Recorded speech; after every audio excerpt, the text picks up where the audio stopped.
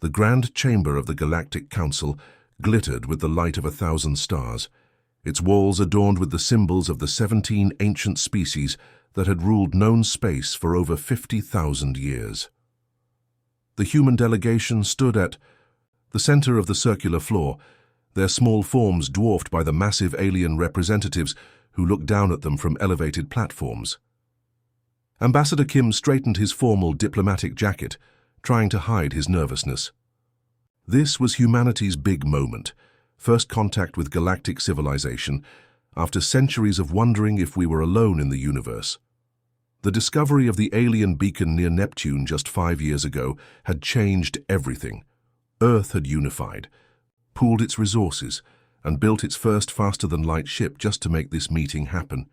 Species designation, human, announced the tall crystalline being that served as the council speaker. Its voice resonated without seeming to come from any specific part of its body. The council has reviewed your biological, cultural, and technological data packets. Kim smiled and began his carefully prepared speech. Honorable representatives of the Galactic Council, on behalf of Earth and all humanity, we come in peace and friendship. Silence, the speaker cut him off. The word wasn't spoken harshly, but with such authority that Kim immediately stopped talking. Something was wrong. The expressions on the alien faces, those that had recognizable faces, showed emotions ranging from disgust to fear. The blue-skinned representative from the Vordal confluence leaned forward. These humans possess an adaptation rate unlike anything we've catalogued. Their genetic structure allows for environmental response that exceeds safety parameters. A ripple of agreement moved through the chamber.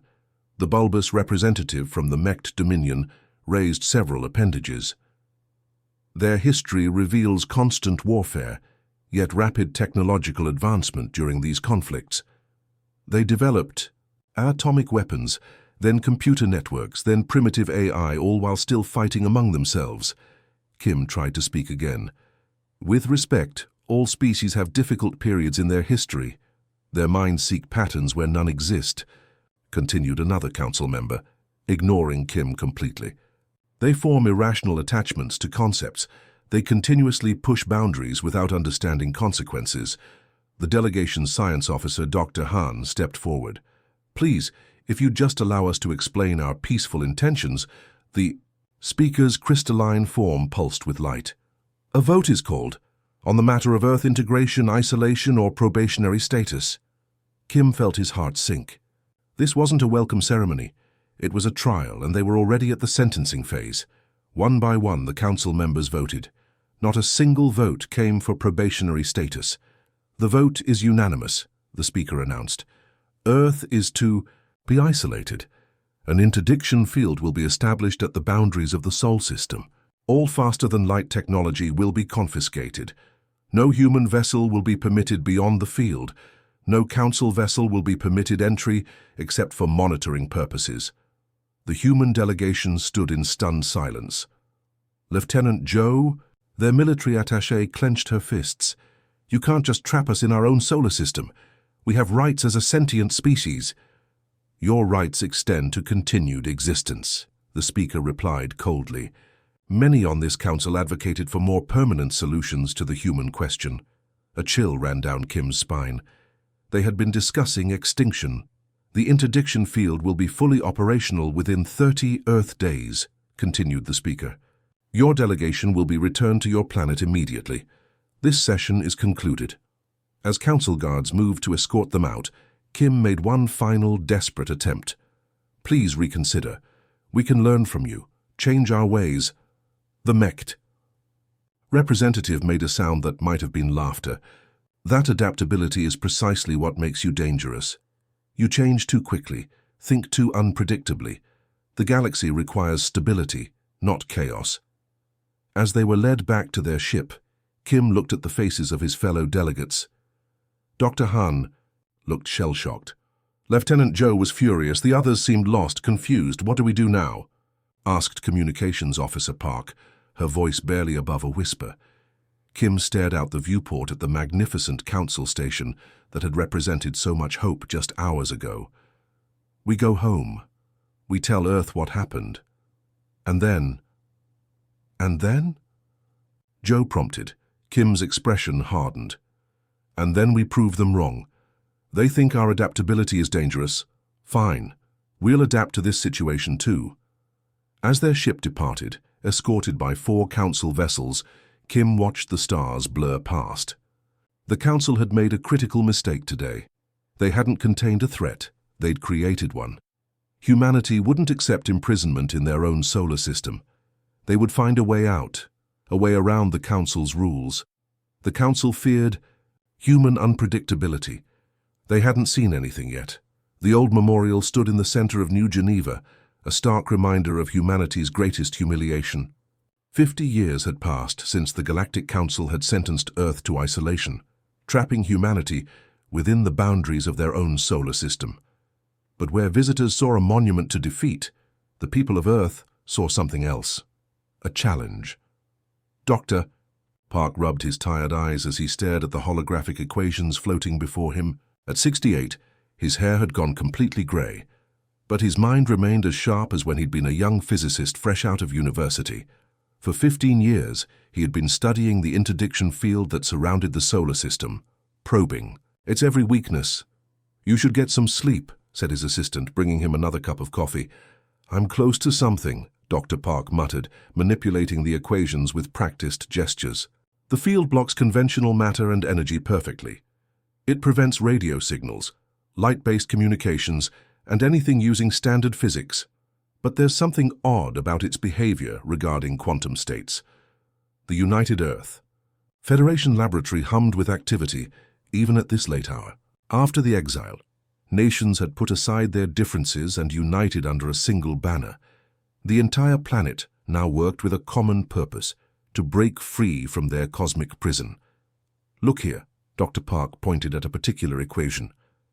"When we send entangled particles into the field, the entanglement remains intact. The Council's technology doesn't seem to affect quantum entanglement at all."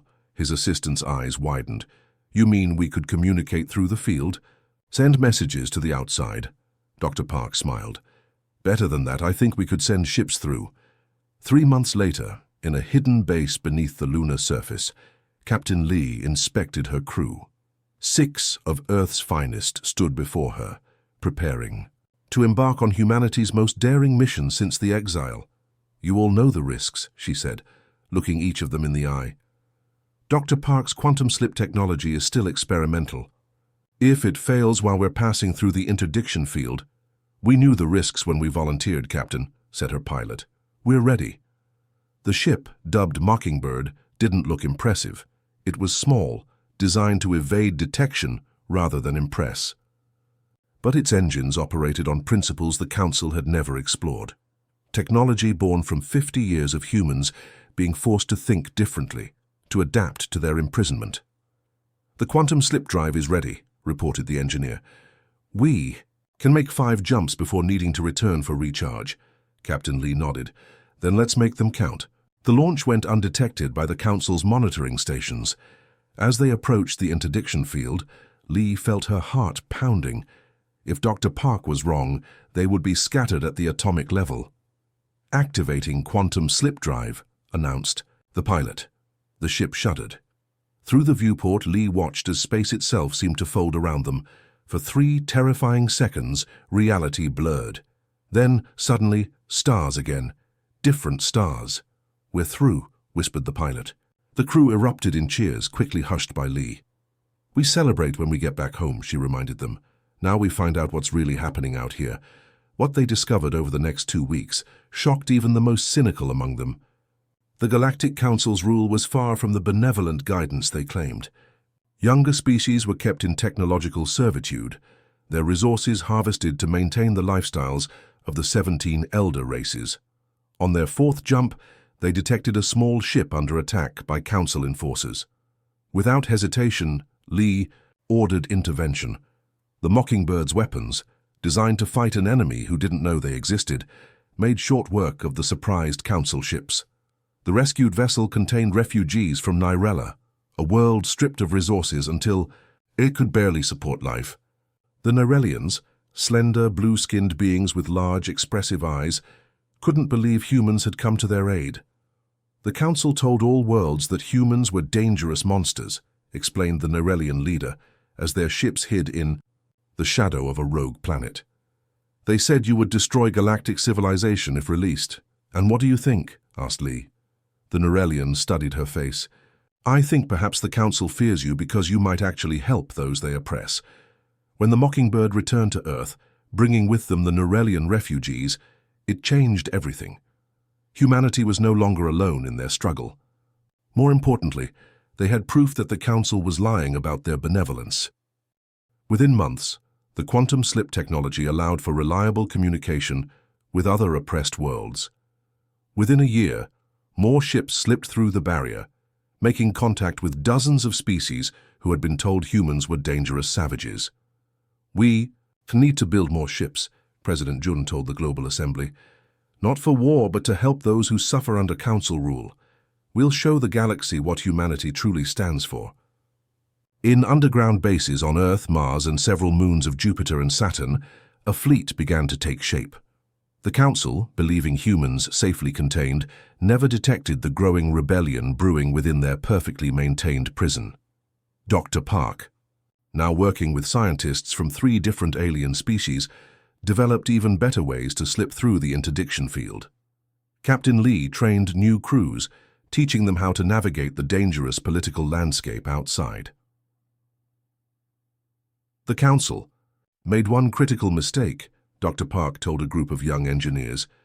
They thought isolating us would weaken us. Instead, they forced us to become stronger, more resourceful, and more determined than ever before. While the Council believed Earth safely locked away, humanity was silently preparing to change the galaxy forever. The massive warship Defiance drifted silently among the frozen bodies of the Oort cloud, its dark hull absorbing what little sunlight reached this far from Earth. Inside the command center, Admiral Choi studied the holographic display showing the positions of nearly 300 vessels, Earth's shadow fleet, built in secret over decades. Hard to believe it's been 100 years since they locked us in, said his second-in-command, looking at the date on her display. A full century had passed since the Galactic Council had condemned humanity to isolation. They thought we'd stay.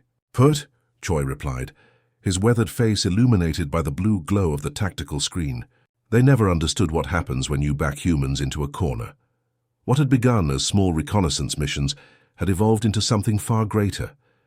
Using the quantum slip technology pioneered by Dr. Park generations ago, Earth had gradually built alliances with dozens of oppressed species throughout the galaxy. Knowledge flowed both ways. Earth shared its unique approach to technology, while learning from civilizations with histories stretching back millions of years. The result was a fleet unlike anything the galaxy had ever seen, while council ships relied on standardized technology shared among the 17 ruling species. Human vessels incorporated wildly different approaches. Some used biological computing systems with living neural networks. Others employed adaptive AI that could rewrite its own programming to respond to new threats. The flagship weapons were powered by dark energy taps, technology the Council had deemed too unstable to pursue thousands of years ago. The Narration delegation has arrived, Admiral, announced the communications officer. Choi nodded. Send them in. The Narratians had been humanity's first allies. What had begun as the rescue of a single refugee ship had blossomed into a deep partnership. Their homeworld remained under Council control, its resources systematically stripped to fuel the luxurious lifestyles of the elder races. The intelligence reports are confirmed, said the Narration representative, her blue skin shimmering under the lights. Council defense fleets are concentrated in the core systems. The resource worlds are lightly defended, just as we predicted. Choi turned to face the gathered commanders. Then it's time for Operation Scattered Thunder. The plan had been years in the making. Simultaneous strikes against 27 resource worlds, each one crucial to the Council economy, not to destroy or conquer, but to liberate. Remember, Choi told his captains during the final briefing, we're not fighting to replace one empire with another. We're fighting so every species can determine its own future. Within hours, the shadow fleet disappeared from the Oort cloud, slipping through quantum pathways that the Council's sensors couldn't detect. They emerged near their targets with perfect synchronization. At Helios 9, a mining world where the native population had been reduced to practical slavery, Captain Sun's strike team disabled the orbital defenses without a single casualty. When her ships appeared in the sky above the main settlement, the Council overseers surrendered without firing a shot. "We come from Earth," Sun announced to the gathered population. "We offer protection and partnership, not domination. Your world is yours again." Similar scenes played out across 27 worlds. Council forces, complacent after centuries of unchallenged rule, were overwhelmed by humanity's unconventional tactics. Ships that could reconfigure their shield frequencies in real time, weapons that drew power from the fabric of space itself, combat AIs that could predict enemy maneuvers before they happened. But it wasn't just superior technology that won the day. It was the promise that came with the human fleet: freedom from exploitation, technological advancement without restriction, and full membership in a growing coalition of equals. On the Council throne world, the news arrived like thunderbolts. One by one, resource worlds that had been reliable providers for centuries declared independence under human protection. Emergency sessions were called as the 17 elder races faced a reality they had never imagined. "How is this possible?" demanded the Vordal representative. "The humans were contained. Their system has been under continuous surveillance for 100 years. The crystalline speaker's form pulsed with agitation. "It seems the humans found ways to circumvent the interdiction field. More concerning is how many species have rallied to their cause." Reports flooded in from across the galaxy. Not just the 27 liberated worlds, but dozens more were rising up, inspired by humanity's example. Species that had accepted their place in the Council hierarchy for millennia were suddenly questioning, resisting, demanding. Back aboard the Defiance, Admiral Choi received the updates with grim satisfaction. Phase 1 had succeeded beyond expectations. The resource choke had already forced the Council to recall ships from frontier patrols to protect their core worlds. "They're panicking," noted his tactical officer. "Their response is disorganized. They never prepared for a threat like this." "Because they believe their own propaganda," Choi replied. "They convinced themselves we were savages, too primitive to challenge them. They forgot that we evolved on a world that tried to kill us every day, that our entire history is a story of adaptation and overcoming." A young lieutenant approached with a datapad. "Sir, we've received requests for assistance from 14 additional worlds. They want to join the coalition." Choi studied the growing alliance map. What had begun as humanity's fight for freedom had ignited something greater, a galaxy-wide revolution against a stagnant order that had maintained its power by suppressing others.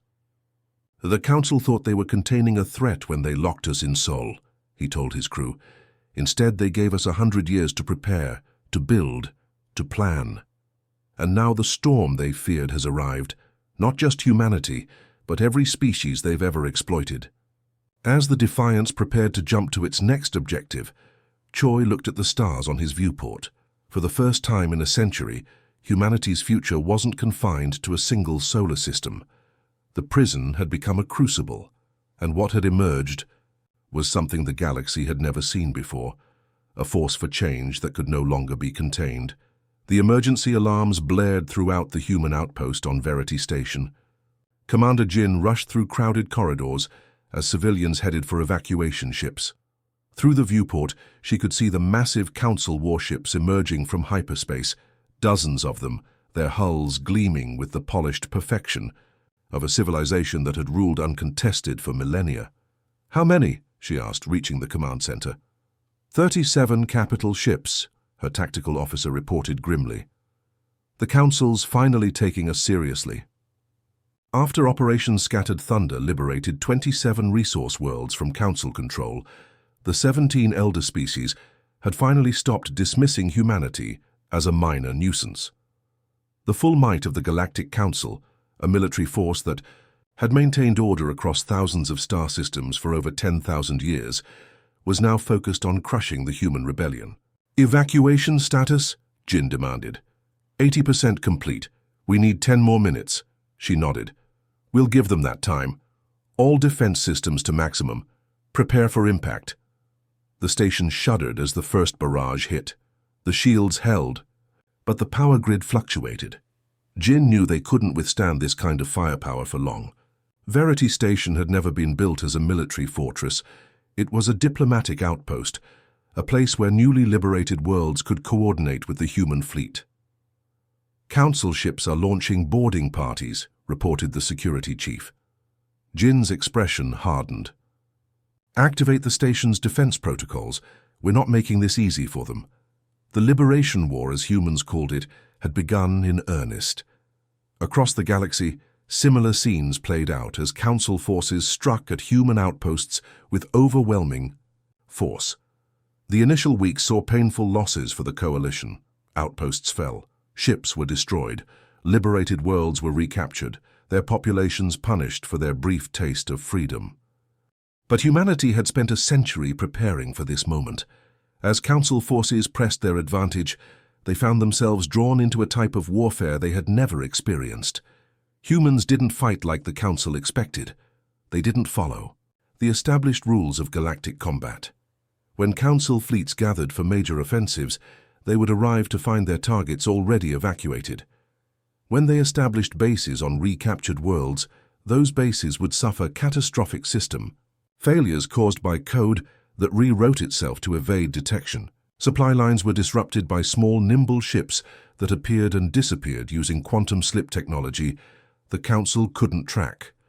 In his command center deep within the asteroid belt of a red dwarf star, Admiral Choi studied the tactical situation. 6 months into the war, the initial Council advantage was eroding. Their rigid command structure and predictable tactics were proving vulnerable to human adaptability. The Council has committed 80% of their central fleet to a push toward Proxima Centauri, reported his intelligence officer. "They believe that's where our main base is located." Choi smiled thinly. "Then it's time to make them believe they're right." Over the next 3 weeks, human forces appeared to frantically defend Proxima Centauri. Council intelligence intercepted communications suggesting this was humanity's command center. The Council took the bait, committing more and more resources to what they believed would be a decisive battle. "They're expecting us to defend," Choi told his commanders, "so we'll attack instead." When the Council's central fleet arrived at Proxima Centauri in full force, they found exactly what they expected, a heavily defended human position. What they didn't expect was for the entire human fleet to suddenly appear behind them, cutting off their retreat. "All ships execute Battle Plan Thunderclap," ordered Choi. The human vessels, along with ships from 24 allied species, moved with perfect coordination. Their weapons, dark energy lances, gravitational distortion bombs, and temporal disruption fields, were technologies the Council had deemed too dangerous or impossible. Now, those weapons tore through the Council's standardized defenses. "They're trapped," observed Choi's tactical officer as the battle unfolded. "Their commander is still trying to maintain a traditional formation. They don't understand what they're fighting." "They've had no reason to innovate for thousands of years," replied Choi. "That's their weakness." As the battle reached its climax, a small team led by Commander Jin boarded the Council flagship. Their mission wasn't destruction, but information. While the fleets clashed outside, Jin's team fought their way to the flagship's secure archives. "We're in," Jin reported over the secure channel. "Downloading the central database now." What they found stunned even the most cynical humans. The Council hadn't merely been exploiting younger species. They had been systematically suppressing technological development across the galaxy for thousands of years. Promising civilizations that might one day challenge Council rule were subjected to engineered disasters, biological weapons, or resource wars, all orchestrated by the 17 elder races. "There's more," Jin said, her voice tight with anger. "They've done this to hundreds of species. Some were driven to extinction when they got too close to developing technologies the Council wanted to control. The data revealed the Council's darkest secret. Their own technological development had stagnated millennia ago. They maintained power not through superiority, but by ensuring no one else could advance beyond them. As the Battle of Proxima Centauri ended in a decisive human victory, Admiral Choi made a bold decision. The Council's secrets would not remain hidden. Broadcast everything on all quantum channels, he ordered. Every world in the galaxy deserves to know the truth. The effect was immediate and devastating. Worlds that had remained loyal to the Council, out of tradition or fear, now saw the true nature of their rulers. Civilizations that had believed themselves inferior realized they had been deliberately held back. Species that had suffered mysterious calamities learned those disasters had been engineered by the very authority they trusted. Within days, half the remaining Council worlds declared independence. The carefully maintained order of millennia collapsed in a wave of revolution. The 17 elder races, their fleets scattered and their legitimacy shattered, retreated to their homeworlds. On the bridge of his flagship, Admiral Choi watched. The reports flood in. They feared us because we represented what they could no longer be: adaptable, innovative, willing to take risks. "What happens now?" asked his second-in-command. Choi looked at the star map, where thousands of worlds now shone with the colors of liberation rather than Council control. "Now comes the hard part," he said. "Winning a war is one thing. Building something better to replace what we've torn down, that's the real challenge." The great dome of the Commonwealth Assembly gleamed in the morning sunlight, its crystalline structure catching and splitting the light into rainbows that danced across the plaza. Built in the heart of New Geneva, the structure had been designed by architects from 12 different worlds, each bringing their own cultural elements to create something that belonged to all and none, much like the Commonwealth itself. 20. Years had passed since the Liberation War ended. 20 years since the Council's dark secrets had been broadcast across the galaxy. 20 years of building something new from the ashes of an empire that had ruled for thousands of years. Inside the dome, final preparations were underway for the first official gathering of the Stellar Commonwealth. Delegates from 300 worlds moved through the Grand Hall, their diverse forms representing the incredible variety of life the galaxy had produced. Tall, crystalline beings, similar to the former Council speaker, conversed with small, furry creatures from high-gravity worlds. Methane breathers in special suits exchanged greetings with silicon-based life forms, and among them all moved humans, once confined to a single solar system, now at home among the stars. "Nervous?" asked Admiral Choi, now retired from active service but still one of humanity's most respected leaders. He had aged well, his hair gone silver, his face lined with the experiences of a lifetime spent fighting for freedom and then building peace. Ambassador. Kim, now in his 90s, smiled. "When I faced the Council a lifetime ago, I was terrified. Today I feel only hope." He leaned on his cane, looking around at the gathering. "Did you ever imagine we would see this day?" Choi shook his head. "When they locked us in our system, I thought humanity's story might end there. Instead, it was just beginning. The journey to this moment had not been easy. When the Council fell, many feared the galaxy would descend into chaos. The elder races had maintained order for so long that many worlds didn't know how to govern themselves. Others, freed from oppression, sought revenge against their former masters. It was a human, President Young, who had first proposed the Stellar Commonwealth, not an empire ruled by Earth, but a federation of equals where every world had a voice. The transition had been messy, filled with setbacks and moments when it seemed the whole enterprise might collapse. "They're ready for you," said an aide, approaching Kim with respect. Kim nodded, straightening his formal robes, a blend of traditional Earth styles and elements from the 20 founding worlds of the Commonwealth. As he walked toward the central podium, delegates fell silent.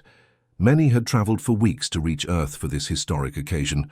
Among them sat representatives from the former Council species, once the unquestioned rulers of the galaxy, now applicants for membership in the New Order.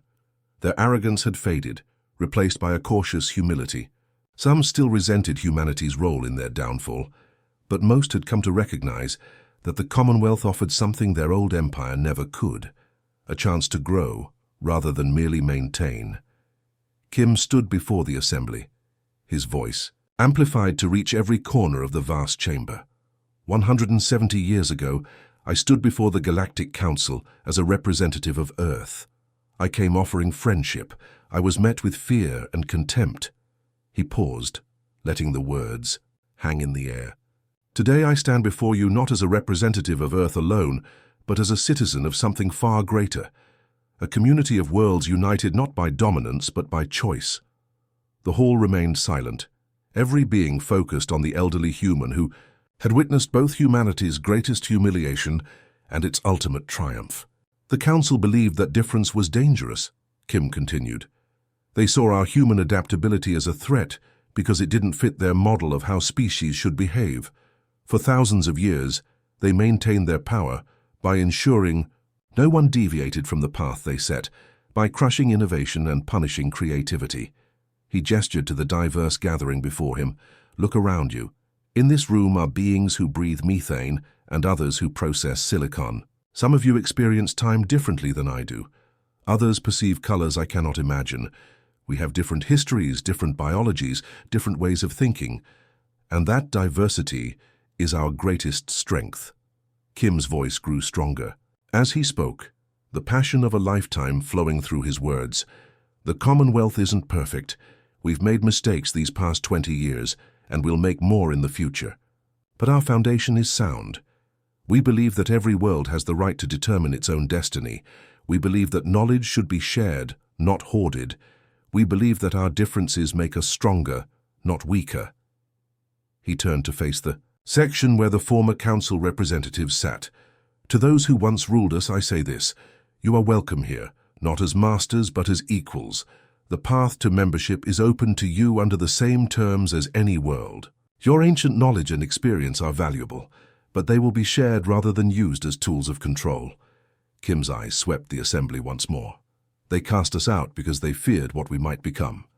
But humanity's greatest strength isn't our adaptability. It's our capacity to see ourselves in the other, to build something greater than ourselves alone. That is what the Commonwealth represents. Not the triumph of humanity over the Council, but the understanding that we are all connected, all part of the same cosmic story. As he finished speaking, the great hall erupted in sound, hundreds of different species expressing approval in their own unique ways. Some roared, others flashed lights, still others released scented chemicals or vibrated at frequencies that could be felt rather than heard. Kim stepped back from the podium, suddenly, looking every one of his years. Joy moved to his side, supporting his old friend. Not bad for someone who was once thrown out of the galaxy, Joy said quietly. Kim smiled, watching as delegates from hundreds of worlds mingled freely, exchanging ideas and forming connections. That would have been impossible under council rule. We went from exiles to explorers to liberators, he replied. But our greatest achievement wasn't winning the war, it was proving that there's a better way to live among the stars. Outside the dome, ordinary citizens of Earth went about their daily lives in a world fundamentally changed. Children who had never known the days of confinement played in parks, alongside the offspring of a dozen alien species. Ships from across the galaxy docked at orbital stations, bringing traders, tourists, and new ideas. The stellar Commonwealth had begun, not an empire, but a community, built on the radical notion that difference was not something to fear, but something to celebrate.